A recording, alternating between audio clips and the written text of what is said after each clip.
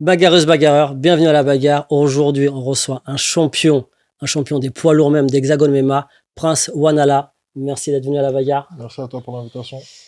C'est vrai qu'on te suit depuis un bon bout de moment. Depuis les années 2010, grosso modo, 2011, où tu as commencé le MMA. Tu as commencé en amateur, 2015, tu passes professionnel. C'est ça. Et tu commences d'ailleurs chez les lourds, pour ensuite passer chez les 93. Et là, en 2019, Covid oblige, tu arrêtes un peu le MMA. Tu reviens 3 ans après, en 2022, et là tu reviens chez les lourds, et à mon avis, tu me diras si c'est vrai ou pas pour toi, tu reviens plus fort que lorsque tu avais arrêté avant Covid. Qu'est-ce qui a fait que tu reviens aussi fort après 3 années d'inactivité? Bah déjà, en fait, j'ai beaucoup, on va dire, médité sur ma carrière, sur ce que je voulais, sur ma manière de combattre, sur le MMA, comment il se développait. Donc, j'ai pris le temps pour vraiment, vraiment réfléchir, me réajuster, voir ce qui avait marché, ce qui marchait pas. Et en fait, je me suis remis en question, tout simplement. Et au final, ben, ça a payé. Puisque dès que je suis revenu directement. On va dire que quand je suis revenu pour mon premier combat à l'UAE à Abu Dhabi, c'était vraiment pour voir si j'allais continuer ou pas. Donc j'étais sur 3 défaites consécutives, 3 ans sans combat. Je suis monté je crois que j'étais monté à 100, 127. Donc Mais là, lorsque tu combats à l'UAE, tu es à combien en termes de poids? j'étais à 108. 108. C'est-à-dire qu'à ce moment-là, entre guillemets, t'as cuté forcément. C'est-à-dire que t'as dû perdre du poids pour aller combattre déjà en lourd, parce que t'étais à 127. Ou simplement tu voulais pas descendre encore plus bas pour combattre en 93? Tu as voulu Bah, en vraiment fait, ça s'est fait naturellement. Donc moi, ce que j'ai fait, c'est que j'avais en tête de recombattre. Donc j'ai préparé mon retour. Donc forcément, j'étais à 127, donc je suis descendu petit à petit. 120, 115, j'ai essayé de me stabiliser. Après 110. Et après, bah, en fait, tout s'est emboîté. Donc je suis revenu tranquillement dans ma tête, je suis revenu dans mon corps. Et après, le combat est arrivé. Là, ce qui est très intéressant, ce que tu viens de dire, c'est que ouais, tu as travaillé sur ce qui n'allait pas, tu as eu cette réflexion-là, donc tu as mentalisé, tu as trouvé ce qui n'allait pas dans ton MMA. Euh, Concrètement, ça s'est fait comment ce travail de mentalisation et de changer? Parce que vu qu'on est en période Covid, tu peux pas vraiment t'entraîner. Voilà. Qu'est-ce qui fait lorsque tu peux recommencer à t'entraîner? Qu'est-ce que tu as mis en application tout de suite par rapport à ce que tu avais vu? C'est quoi que tu as changé? Mon fight IQ, c'est vraiment ça que j'ai travaillé. En fait, moi, c'est simple. Je vais jamais m'attarder sur les victoires. Je vais toujours vraiment m'attarder sur mes défaites. Donc, ce que j'ai fait, c'est que je regardais toutes mes défaites. Pourquoi j'ai perdu, comment j'ai perdu, qu'est-ce que j'aurais pu faire pour gagner. Et j'ai vraiment travaillé sur ça. Donc, en fait, après, je me suis mis en mode, je vais disséquer chaque round. Et après, je me suis créé une stratégie que j'appliquerai dans chaque combat pour ne plus perdre. Ouais, donc l'objectif était clair. C'était vraiment ne plus perdre, quoi, ne plus connaître ce goût-là que tu connaissais déjà. Donc ça t'a servi, ouais, entre guillemets, cette rage de la défaite. Bien sûr, moi, la défaite, j'ai aucun problème avec ça. Si demain je perds, ben je perds. Hmm. J'ai pas de souci avec ça. C'est bien parce que ça remet en question en fait. Et d'ailleurs, ouais, regarde, t'es revenu, donc t'as combattu à l'UAE avant, puis t'as fait 3 combats à l'Hexagone avant t'es devenu champion, puis t'as défendu ta ceinture. Euh, Si tu regardes bien ce cheminement, parce que j'ai revu les combats, euh, certes, ils sont similaires, mais ils n'ont pas tous la même fin. Pourtant, tu te dis, selon les gabarits, il y a des choses voilà, où j'aurais bien revenir avec toi. C'est le premier combat que tu fais à, à l'Hexagone. Tu le touches énormément et tu le finis pas. Est-ce qu'à ce moment-là, il te manque encore quelque chose, ou c'est parce que c'est un super encaisseur, ou c'est parce que tu avais encore besoin encore de travailler encore un peu ton punch, ton power punch? C'est insolent ce que je veux dire, hein, mais pendant ce combat-là, je travaillais mes esquives.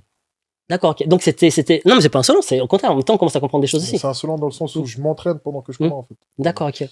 Bah non, je travaille vraiment mes esquives. Donc ce que je travaillais en fait, c'était le coup d'œil, mes esquives, et essayer de vraiment être exposé pour qu'il envoie, mais être touché le moins possible. D'accord, ok. Donc tu voulais pas finaliser finalement. Non. D'accord, tu te sentais vraiment au-dessus de lui. Tu l'as senti tout de suite, assez rapidement dans le combat. Au début, en fait, dès que j'ai commencé à accélérer, je l'ai touché directement. J'ai vu que niveau vitesse, niveau précision, j'étais au-dessus. Après, à un moment, tu vois, il est bien rentré, il m'en a envoyé deux, trois, boum, boum, boum. Il a essayé de me ramener au sol, je l'ai renversé, je l'ai ramené au sol. Et c'est là que j'ai vu que ça soit en boxe, en lutte ou au sol, j'étais dessus. Donc, et t'as conforté dans ta progression. C'est ça, Donc, tu t'es dit, je suis sur le bon chemin et je vais pouvoir continuer à travailler sur ce type de travail. c'est ça. En fait, ouais, au premier round, je savais que c'était plié. Sauf s'il m'en met une, bon, après ça arrive, hein. Mais s'il n'y a pas d'accident, ça Oui, allait passer. mais ça reste du MMA quand même. C'est ça. Un coup arrivé, ça touche, ça couche, quoi. Ça va vite, hein. Une seule en plus, sur ton poids lourd. C'est ton poids lourd, c'est ce que je vais te dire, surtout chez vous. Euh, derrière, tu combats pour la ceinture. Ouais. Sacré combat quand même. En face, t'as quand même un sacré beau bébé quand même. Paul Emmanuel, c'est quelque chose, hein. Franchement, c'est. Très honnêtement, moi personnellement, je n'avais pas, je n'arrivais pas à avoir un favori avant le combat. Parce que je suis tous les deux, je vois plus ou moins je voyais plus ou moins le même type de qualité. Très beaucoup de puissance et tout. Je me suis dit, ça se trouve, ça va jouer au cardio. C'est ce que je me suis dit. Toi, tu t'es dit quoi? Tu t'es dit que ça allait se jouer à quoi? Moi, ce qui est bien, c'est que maintenant, je suis beaucoup détaché. Donc, ça veut dire que je profite, dans le sens où je suis dans le combat. Et j'ai un avis extérieur, comme si en mode, tu vois, je voulais voir le combat aussi. Genre, en gros, c'est-à-dire que je suis impatient de savoir qui va gagner. Et moi, ma stratégie, c'était simple. Plus grand, plus d'allonge, beaucoup plus puissant. Donc, ça allait se jouer vraiment à l'expérience. Donc, mon but, c'était vraiment d'aller titiller, le forcer à déclencher. Et en fonction de ça, de vraiment, tu vois, le, pas l'affaiblir, mais vraiment le rendre moins agressif. Tu vois, en gros, rentrer dans sa tête. Tu vois, plus le mec il va te frapper et moins il touche, bah, au bout d'un moment, il va douter. Et je voulais vraiment utiliser ça pour après faire levier et après vraiment imposer mon jeu et aller jusqu'au bout. C'est vrai qu'aujourd'hui, tu as l'habitude maintenant de durer dans tes combats. Malgré que tu sois lourd, finalement, c'est vrai qu'on ne perçoit pas trop cette fatigue. Donc, plus ça va dans le combat, comme tu dis, plus on te voit mieux gérer le combat par rapport à ton adversaire. C'est ça. Et d'ailleurs, lors de ta défense de titre, bizarrement, le combat avait l'air d'être beaucoup plus simple que le combat pour la ceinture. Ouais, bah, parce que les deux combats d'avant, enfin même les trois, parce que j'ai fait trois combats Mm. avant, bah, les trois combats d'avant, ils ont servi à m'ajuster. Donc là, je voulais vraiment essayer de rentrer dedans, être vraiment agressif. Bon, ma stratégie de base, c'était boxer. Mm. J'ai pas trop boxé, j'ai vite fait contrer, j'envoyais beaucoup de jambes. Ça, par contre, les jambes, je voulais vraiment les envoyer parce que j'ai des super jambes qui sont super efficaces et je voulais vraiment lui casser les pattes pour après boxer. Et au final, en fait, il a fait une erreur. Il a fait une erreur qui a fait que je modifie toute ma stratégie. C'est que dès que il m'a envoyé une droite, je suis sorti. Il m'a envoyé une deuxième droite, je suis complètement sorti. Et lui, il s'est attardé sur la cage. Au lieu de se remettre directement en garde et venir me chasser, il s'est attardé. Et dès que j'ai vu qu'il s'est attardé, moi, bah, ça, c'est ma spécialité. T'es contre la cage, boum, je rentre en double, je t'arrache. Ouais, tu Donc, l'emmènes au sol et tu voilà. finis. Ouais. Donc, dès que j'ai vu ça, j'ai dit, hop, pourquoi pas. Ouais, parce que de base, en tout cas sur entre guillemets le palmarès, sacré bestiaux. 5 combats, quoi, les 5 derniers combats, c'est 5 victoires. Ah ouais, Donc tu te dis, ouais, il va y avoir une sorte d'opposition. Et c'est pas qu'il était nul, parce que c'est pas le cas. C'est que tu as rendu le combat facile. c'est ça. Et c'est là qu'on se rend compte que, ouais, bah, t'es vraiment un champion. Et c'est là qu'on voit, c'est quoi un champion? C'est un mec qui se rend les combats faciles. On a vu un Jones. Voilà, on prend vraiment pour avoir vraiment que tout le monde puisse comprendre. Le meilleur des poids lourds, Jones, c'est pas qu'il est au-dessus des autres, c'est qu'il rend les combats faciles. Et bah, c'est ce que tu fais maintenant, quoi. Tu rends C'est les ça. combats faciles. Bah, pour prendre ton exemple, les gens ils vont voir Cyril Gagne, ils vont voir John Jones, ils vont dire quoi? Cyril Gagne, il est nul. Ce qui n'est pas le cas. C'est pas qu'il est nul, Mm. c'est que John Jones, il est vraiment très, très, très, très fort. Oui, c'est qu'il maîtrise plusieurs C'est ça. compartiments. Mm. Donc, c'est-à-dire, vu qu'il maîtrise, comme tu as dit, plusieurs compartiments, il sait où l'emmener, il sait comment finir. Et au final, bah, après, l'adversaire, tu as l'impression qu'il était beaucoup moins fort ou, comme disent les gens, il était nul, mais en fait, non. C'est juste que le mec, il sait ce qu'il fait. C'est son métier. C'est son métier, c'est ça. Comme dirait Francis, je tape Je des gens. tape les gens pour vivre. C'est tellement vrai. D'ailleurs, toi, aujourd'hui, tu ne vis pas que de ça, d'ailleurs. Toi, c'est un métier à côté. Tu fais plein de choses à côté, d'ailleurs. Tu coaches aussi à côté. Donc, tu fais plein de trucs. T'as Hexagone. Forcément, aujourd'hui, tu es quand même un étendard pour Hexagone. Si on va regarder aussi Hexagone MMA, certes, c'est pour certains noms, mais c'est aussi pour les champions qu'il y a. Parce que si les champions sont pas au niveau, tu regardes pas quand même leurs gars. Qui va vouloir t'affronter en France? Très honnêtement. Est-ce qu'il y a des mecs qui vont se dire, chez les lourds, je vais aller affronter ce bestiau? Franchement, tu m'as posé une bonne question, hein.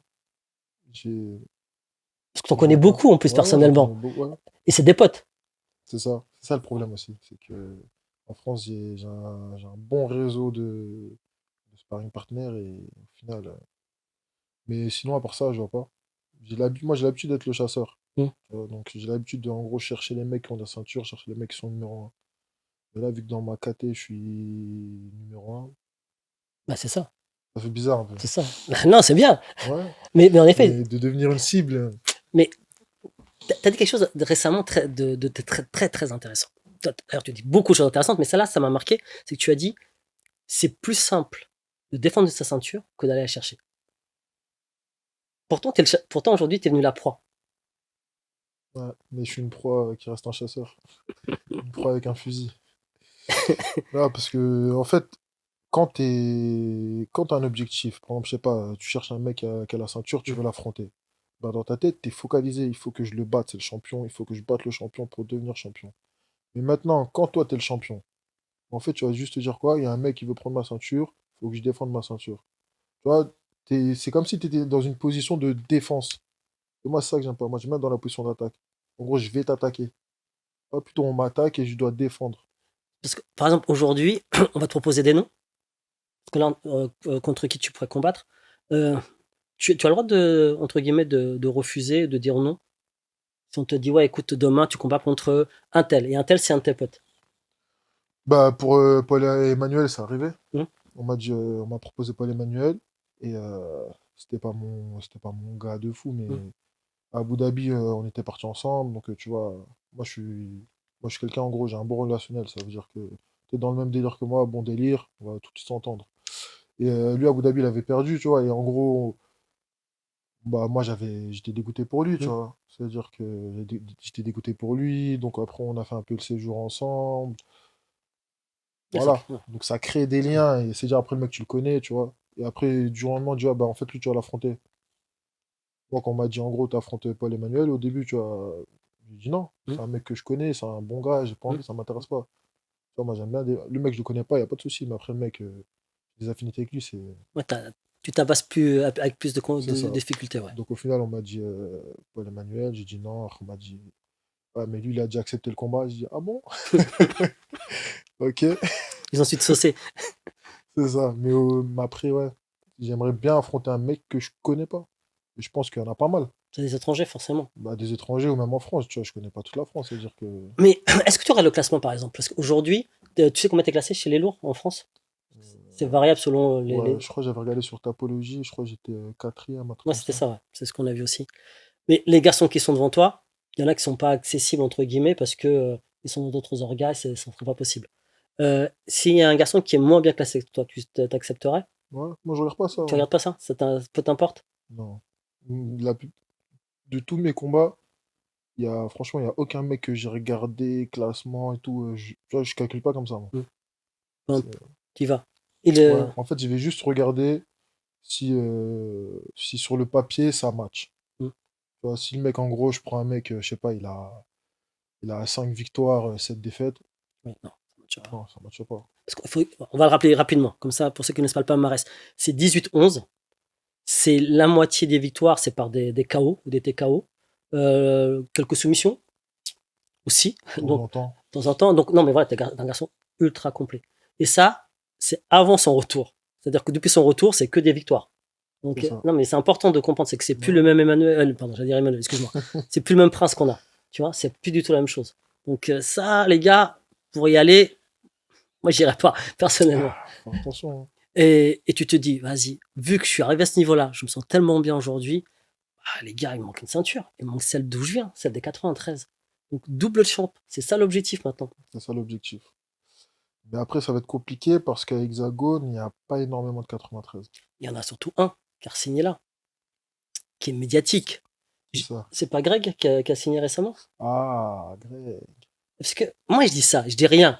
Après, je sais pas si Greg voudrait t'affronter. Très honnêtement, pour tout le respect que j'ai pour Greg, je suis pas sûr que ce serait le bon plan. Parce que je pense que Greg, quand même, à un moment donné, voilà, il revient dans le circuit. Je pense qu'à un moment donné, il va vouloir quand même, s'il continue à performer, ce qui est logique, une Mhm. ceinture, je pense qu'il va vouloir aller chercher aussi. Mais un garçon comme toi qui descend pour chercher la ceinture, Est-ce que ce serait le bon plan pour lui? Gros point d'interrogation, moi je pense pas. Mais bon, Après, moi, je pense que il avait un goût d'inachevé dans sa carrière, donc il est revenu pour s'amuser. mm, Donc, je pense pas qu'il va essayer vraiment d'aller chercher des objectifs de ce style-là. Je pense qu'il est vraiment plus là pour kiffer et vraiment pour vu qu'il a des capacités, ben, les utiliser tout simplement. Mais après, s'il veut m'affronter pour la ceinture, il n'y a pas de problème, hein. tu serais partant. Greg, je le connais, mais pas personnellement. Mm. Bon, on s'est déjà rencontré rapidement, mais je prends tout le monde, moi. En tout cas, sur le papier, ça hype. Faut pas dire le contraire. Ouais, Sur le papier, ça hype. Il y aurait du monde.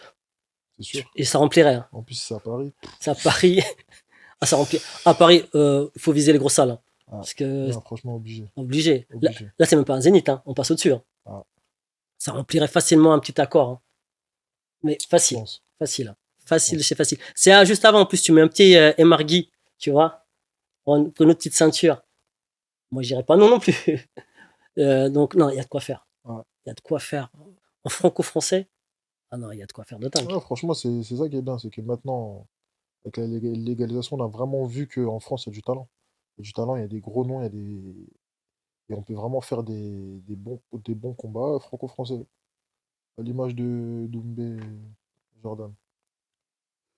Bon, après, moi, je mets un petit bémol, parce que je peux pas comparer un Cédric Doumbé, Jordan, à un Greg MMA Oui, contre toi. Tu vois ce que je veux dire? mais Il y moi, a- je te parle juste par rapport à Voilà. la hype Mais par rapport qu'il y à a là. entre deux Français, tu vois. Mais après, Mais toutes les hypes entre Français, finalement, parce que c'est vrai qu'à Arès, on a aussi eu des hypes comme Amine contre Amine Ayoub contre Damien Lapillus. Ça a fait aussi ça a fait une hype de dingue. C'est vrai que les combats qui matchent le mieux en France, finalement, ce sont des combats franco-français. bien sûr. C'est ce qui attire le plus. Et ça, c'est dommage parce qu'on néglige un peu. Alors qu'on pourrait vraiment faire tu vois, des bons trucs. Et du niveau. D'ailleurs, ouais, qu'est-ce que tu penses toi, de l'orga Hexagone? Aujourd'hui, on sait qu'elle est dans les 3 premières françaises professionnelles.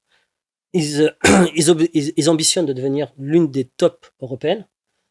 Tu sens que ça prend bon chemin, que l'orga est crédible, que ça suit derrière, qu'il y a des belles salles, qu'il y a du public qui suit, qu'il y a les chaînes de télé. Moi, je pense que c'est une très bonne orga. Je peux me permettre de dire ça parce que j'ai fait vraiment pas mal d'orgas. Surtout que ce soit en France ou en Europe, j'ai combattu dans beaucoup d'organisations. Et ce que j'aime bien avec Hexagone, c'est que leur staff, il est très jeune et il est très actif et en gros, ils kiffent vraiment ce qu'ils font. Tu vois, c'est pas des mecs, en gros, ils sont là, ils sont. Non, ils aiment vraiment ce qu'ils font, il y a une bonne ambiance. Et après, au-delà de ça, ils font pas mal d'événements. Ça, c'est important. Surtout quand tu signes beaucoup de combattants. Si tu signes beaucoup de combattants et la plupart des mecs sont bloqués, ils font Mm, un ou deux combats par an. C'est compliqué. mm. Et eux, non, ils se déplacent partout. Donc, ils sont pas partis dans la logique de on va que faire sur Paris ou non. Que ce soit en France, c'est partout. Que ce soit à l'étranger, ils vont un peu partout. Et c'est ça que j'aime bien, en fait. C'est que c'est vraiment une organisation qui est dynamique. Pardon. Et en plus, ils ont un matchmaker que tu connais très bien, Mathieu Nicourt, qui, franchement, il a réussi à nous concocter quelques combats. Il nous a ramené des mecs, des Péruviens, je crois, la dernière fois, hein, ou des Vénézuéliens, je sais plus, euh, inconnus au bataillon, mais qu'est-ce que ça a envoyé du lourd. Mm. Je ne m'attendais pas à voir ce niveau-là, hein. Ouais, Et non, Mathieu, c'est son métier, hein. Il connaît. C'est-à-dire que c'est un ancien, mais là, faut un nouveau mot. C'est même plus mm, ancien. Et il sait. Il sait ce qu'il fait et il le fait bien. il le fait très bien. Franchement, je pense que le fait que Hexagone a pris une autre dimension dès que Mathieu a intégré le staff, faut être honnête. Ouais. Il y avait l'Hexagone d'avant et l'Hexagone d'après, hein. C'est plus le même, hein. Parce que Mathieu, il connaît en fait, il connaît la nouvelle génération et il connaît l'ancienne génération. Et c'est ça qui est bien, c'est que dans l'ancienne génération, il y a des excellents combattants qui sont toujours actifs, mais forcément, on va dire qu'ils sont un peu perdus dans la foule avec la nouvelle génération. Mm. Et lui, il arrive à bien matcher les deux, à prendre des anciens, à prendre des nouveaux. Et c'est ça qui est bien. Là, est-ce qu'il va te proposer, ou est-ce que tu as déjà eu l'occasion de discuter avec lui, ton prochain combat, ce sera quoi? Ce sera une nouvelle défense de titre chez les lourds, ou ce sera d'aller descendre chez 93? Est-ce que d'ailleurs tu descendrais directement en 93 pour une ceinture, ou est-ce qu'il y aurait un combat? Logiquement, tu descendrais directement pour la ceinture. Logiquement, moi, ce que je veux, c'est, comme je t'ai dit, j'aime pas la défense. Moi, je veux l'attaque. Déjà, là, de base, je voulais pas défendre. Je voulais directement. On m'a dit non, t'es champion, faut que tu défendes. Écoute, d'accord, je suis champion. Ok. Donc maintenant, je veux une ceinture, en fait. À Aussi. Reims. Moi, j'anticipe. Le 26, c'est bouclé. On sait, c'est Greg. C'est, voilà, la carte, elle est bouclée.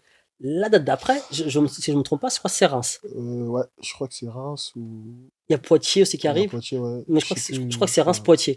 Mais, Bref, dans tous les cas, moi, je veux ma ceinture de moins de 93, que je mérite. Ça, c'est pas je viens, je crie, je veux ça. Non. On m'a dit, si tu veux être, en gros, si tu veux être prétendant pour la ceinture de moins hmm, de 93, il faut que tu sois champion. Donc d'accord, je suis devenu champion. On m'a dit, si tu veux la ceinture des 93, il faut que tu défends ta ceinture. J'ai défendu ma ceinture. Donc maintenant, je veux ma ceinture. alors, est-ce qu'il y a, très honnêtement, est-ce qu'il y a quelqu'un chez 93 qui pourrait venir te tétiller cette ceinture? Bien sûr, bien sûr. Après, là, pour l'instant, je pourrais pas te dire qui comme ça. Dans l'orgue, il y a quelqu'un déjà ou pas? Dans le regard, comme je t'ai dit, je vois pas trop Yaki en moins de 93, hein, mais après, franchement, je sais T'en fous, de toute façon. Non, mais, pas. Je t'es voulais les pas le choses, dire. t'es les choses, tu t'en fous. Je voulais faire le modeste. Là, Non, je vois pas qui pourrait. Bon, en vrai de vrai, je m'en t'en tape. fous. De toute façon, t'es comme Francis, hein, de toute façon. Voilà, c'est clair et Moi, net. je vois la ceinture. C'est-à-dire Ouais. qu'après, qui est en face de moi, peu Donc, importe. nous, on va kiffer. Moi, je voulais direct.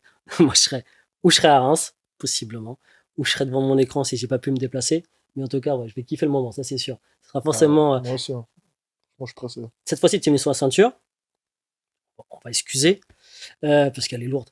Mais la prochaine fois, il faut que tu viennes au moins avec deux ceintures. Minimum. C'est obligé. Il y a un truc avec, bon, on a un peu abordé Hexagone, ton futur. Il y a quelque chose aussi que j'aimerais beaucoup aborder avec toi. Tu as créé quelque chose qui est peu connu en dehors du milieu parisien et des lourds. Tu as créé la Horde. Qu'est-ce que c'est que Ah. la Horde? Donc, la Horde, c'est une invention de Rachid Metlouti et moi. Qui est aussi un combattant. Voilà, qui est aussi un combattant, qui coach. Et j'insiste, mais ce mec-là, il est dans l'ombre. Et franchement, je comprends pas pourquoi. Parce qu'il fait la prépa de pas mal de combattants. Et ces combattants-là, ils ont des excellents résultats. Des sacrés noms.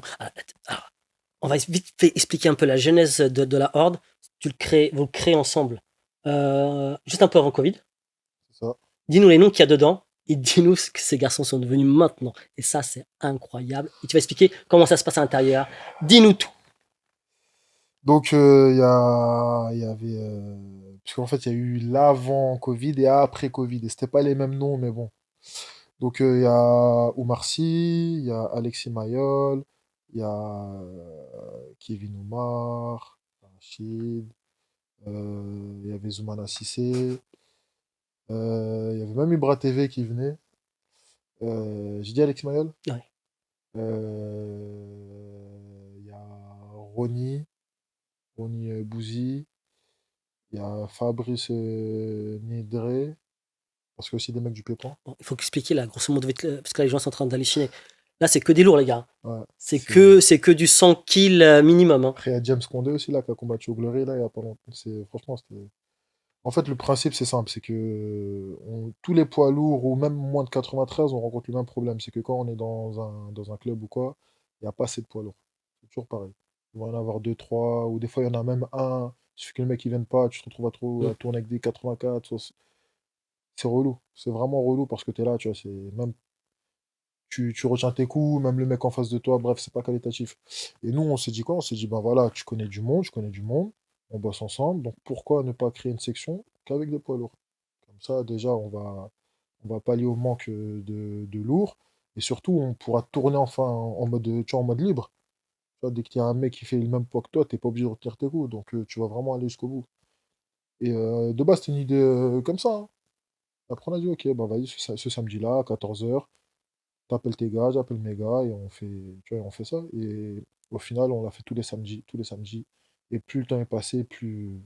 Des fois, on a commencé, on était peut-être 3-4, Mm. après 10, 15. Et quand tu prends 15 poids lourds, tu les mets dans la même pièce, Ça bouge. c'était incroyable. C'était incroyable. Et franchement, même les sparring, puisque tu vois, il y avait tous les styles. Mm. Il y avait vraiment tous les styles. Et c'est ça qui était bien, c'est que tu vas tomber sur un mec qui fait du pied-point, tu vas tomber sur un mec qui fait l'anglaise, tu tournes un MMA, le mec il est super fort au sol. Et vu que ça tournait beaucoup, bah, en fait, c'était pas toujours les mêmes têtes. Et ça, vraiment, ça change tout. Parce que quand tu tournes avec un mec, et tu as l'habitude de tourner avec lui, ben, tu sais ce qui va Mm. arriver, tu vois. C'est-à-dire qu'au bout d'un moment, voilà, tu travailles pas vraiment parce que, tu fais que la même chose. Et là, vu que ça tournait, ben, c'est magnifique. Et comment ça se passait derrière les entraînements? Qui décidait de. Mais en fait, c'était vraiment une horde. Mm. Tu vois, il n'y avait pas, en gros, bon, après Rachid Metlouti, vu que on va dire, c'est le plus âgé, Mm. donc forcément, il prenait les directives. Mais sinon, après, il n'y avait pas vraiment de leader. C'était une horde. C'est-à-dire que des fois, on allait s'entraîner là, après on s'entraînait là-bas, après on s'entraînait là-bas. C'était, il n'y avait pas de un coach ou, tu vois, même Mm. dans l'équipe, il y avait déjà plusieurs coachs. Mm. Tu vois, Oui, moi-même, je coach. Donc c'est ça qui est bien. C'était comme à l'époque, Black Zian, je sais pas si tu mm. te Mm. rappelles. Donc des combattants qui s'entraînent entre combattants. Tu vois, il y a personne d'extérieur c'est vraiment qu'entre nous. Et c'est ça qui a fait qu'on Bah, on pète tout. c'est ce que j'allais te dire, c'est que quand tu vois d'où vous venez, déjà, vous avez déjà. Voilà, aujourd'hui, vous êtes tous dans des bêtes d'orgas, vous êtes tous des champions. Bah, il y a Ou Ronnie qui combat là, à l'Ares. Oumar, il a signé à l'UFC. Moi, je suis champion d'Hexagone. Euh, Omar qui a failli l'être à l'UAE, ça s'est joué à. c'est ça, ouais, Kevin Oumar. Ouais, Kevin Omar, ouais, Ouais, pardon. franchement, ça s'est joué comme tu as dit, un peu. Ça s'est joué à rien. Non, mais Bon, c'est que, voilà, franchement, le niveau, il est hallucinant. Il est vraiment hallucinant. Donc, l'idée, c'est de garder la horde, je suppose, de maintenir cette idée-là, mais de la développer de la surtout. développer, ouais. Parce que là, en fait, c'est pas très connu. Et en termes de visibilité, Mm. il n'y a pas grand-chose. On sait juste qu'on est là et qu'on tape dans l'ombre. Donc ça, c'est bien un temps. Et maintenant, Bon, ça serait bien de vraiment tu, l'exposer. tu sais que ça veut dire, ça. C'est-à-dire qu'à un moment donné, il va falloir que la horde vienne ici à la bagarre. Parce que quel, me- quel meilleur endroit pour parler de la horde que la bagarre. Moi, je dis Ça. ça, je dis rien, mais voilà. En tout cas, tu sais l'invite Ouais, à les t'inquiète, lancer. t'inquiète, j'ai compris. T'as compris et il va falloir voilà, on donne de la force, de la visibilité, surtout lorsqu'on est franchement lorsqu'on a la chance d'avoir des champions comme vous, des Golgoth qui renvoient. Non, ça déconne, il faut donner la visibilité, il faut y aller. Et Non, c'est d'ailleurs, important. et en parlant de beaux bébés et de beaux Golgoth là, on a vu un Aspinal, parce qu'on sait que tu adores le MMA vraiment, tu regardes vraiment les combats de MMA, tu sais de quoi voilà, on peut te parler avec toi n'importe quoi, tu sais ce que c'est. T'es pas simplement un combattant, tu aimes, t'es un passionné du MMA. C'est ça. Aspinal, qu'est-ce que tu en penses? Là, il vient de décrocher. Je suis désolé, il y a un petit moucheron là qui me titille là. Qu'est-ce que tu penses d'Aspinal? Je pense que franchement, c'est un crack, déjà, en termes techniques. Parce que il a la technique en pied-point, il a le coup d'œil, il a les déplacements.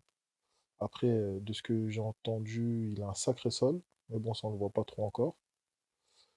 Et surtout, moi, je pense son point fort, c'est son poids et sa taille. Parce que je crois qu'il a 118 Mhm. kilos et il doit faire 1,96. Ouais, c'est ça.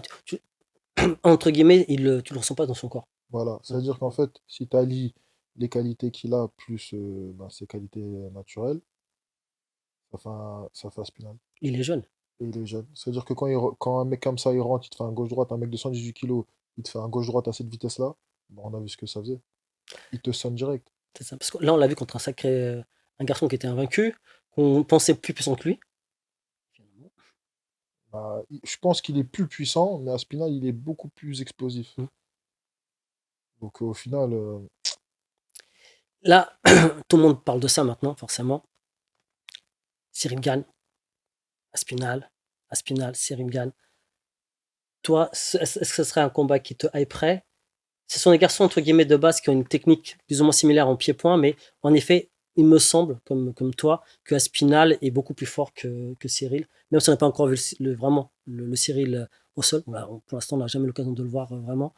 Est-ce que tu vois un des deux qui pourrait être au-dessus? Voilà. Voilà, dis-moi ce que tu penses de ce combat, est-ce que ça te hype et quel est ton avis sur ce combat-là?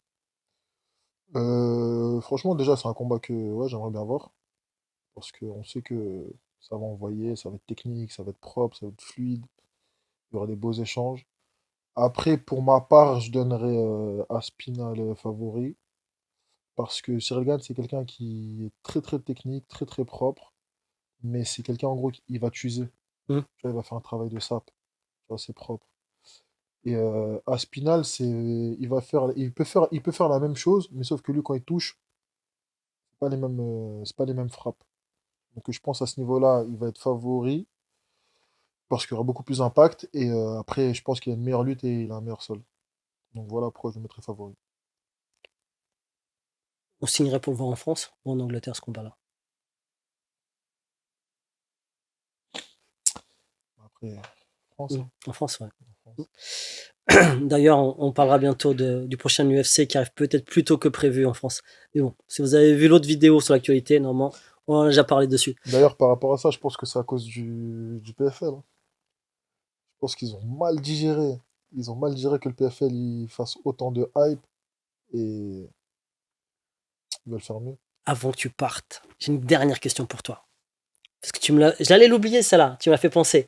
Aujourd'hui, on a vu que le trash talk, ça apporte de la hype. C'est important. Parce que tout à l'heure, on parle justement de Amin Ayoub contre Damien Lapillus, parce qu'il y avait du trash talk. On a parlé de Jordan Zebo contre Doumbé, contre Cédric Doumbé, parce qu'il y a eu du trash talk.